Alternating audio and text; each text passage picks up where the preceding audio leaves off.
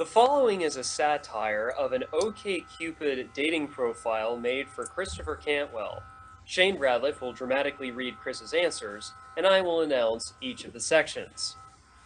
My self-summary.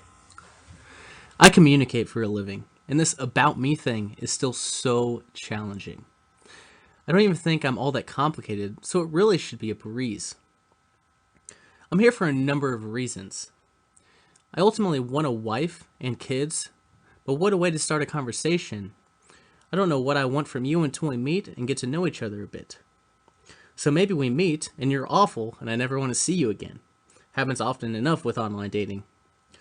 Maybe we meet and enjoy each other's company, but have no attraction and become friends. Maybe we go straight to bed and have a passionate but short-lived love affair. Maybe we date for a few months before one of us begins planning an exit strategy. Maybe we go all the way, head over heels in love, and spend the rest of our lives together.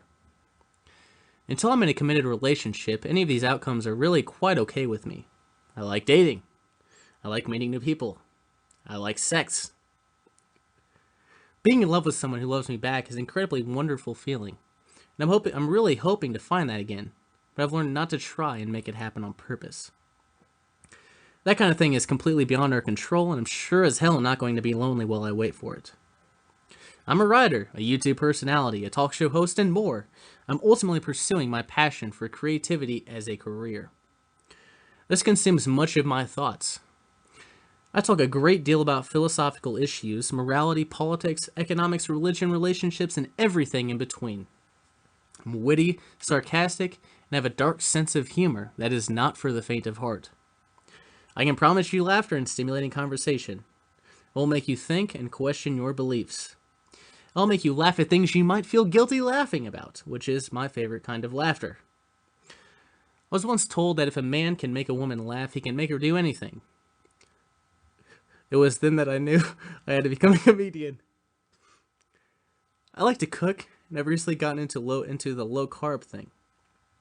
Between that and my recent efforts to exercise more, my body type has gone from a few extra pounds to average, and perhaps in a few months I'll once again be able to describe myself as fit. I think I take a great deal of pride in my ability to make a woman happy. It's a thing that I think of as being very important. It is one of the primary factors that defines me as a man. If you think I'm making a sexual reference, you're not wrong, but more than that. When a woman is with me, she should feel loved, protected, safe, comfortable, and satisfied. She should be my smiling and happy, and if she's not, then I'm not playing my role. What I'm doing with my life.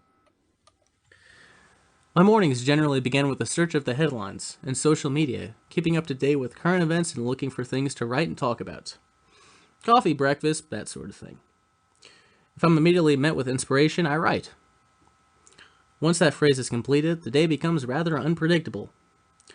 I have been trying to exercise more, so I'll lift some weights, do some jumping jacks, go for a walk. How long that lasts depends on an indeterminate number of factors. It might wind up being a Netflix day, a creative day, a hang out with friends day, lunch may or may not come into the picture.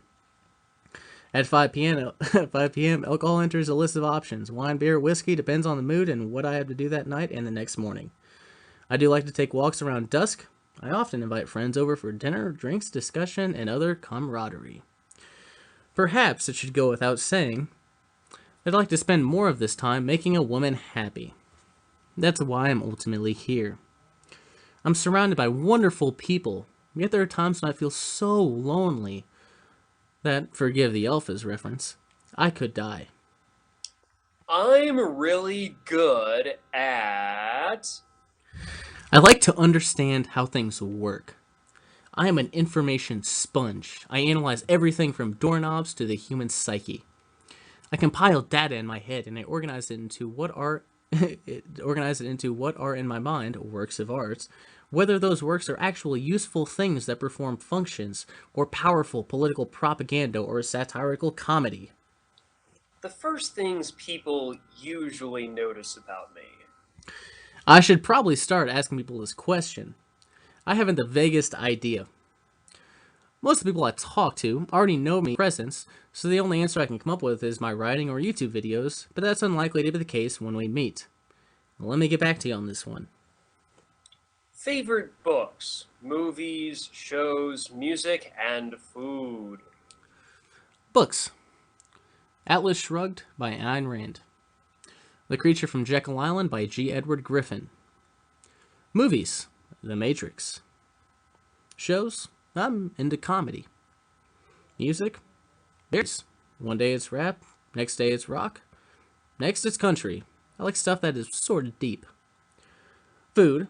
In general, eating is something I only do because the feeling of my hunger is uncomfortable, so in that scenario, anything will do. But my favorites off the top of my head would be pastrami, bacon, shrimp. I don't know, I enjoy a lot of different things. The 6 things I could never do without. What a shit question. Shall I take the literal approach? Air, water, food, warmth, or practical? Home, vehicle, communication, electricity, plumbing? Shall I be all modern? Laptop, cell phone, internet, music, podcasts? Should I try and get all sweet? You love walks on the beach. Your head on my chest. Candlelight dinners. Whatever, so I listed 5 in each sarcastic diatribe. Just love me already, for fuck's sake. I'm a catch, goddammit. I spend a lot of time thinking about. Why even bother anymore? On a typical Friday night, I am. If my Friday nights were typical, I don't know what I would do with myself. The most private thing I'm willing to admit. The most private thing I'm willing to post publicly for all to see? That doesn't sound very private at all. Who came up with this question? Outside of my love life, I'm an open book. My Twitter followers know my innermost thoughts. The only reason I don't generally discuss my love life publicly is because that would involve people who weren't public figures. You should message me if. You think I'm awesome, which would mean you're a good judge of character. I like a good judge of character, because I hate having shitty people in my fucking life. You just heard a satire of an OkCupid dating profile made for Christoper Cantwell. Shane Radliff dramatically read Chris's answers, and I announced each of the sections.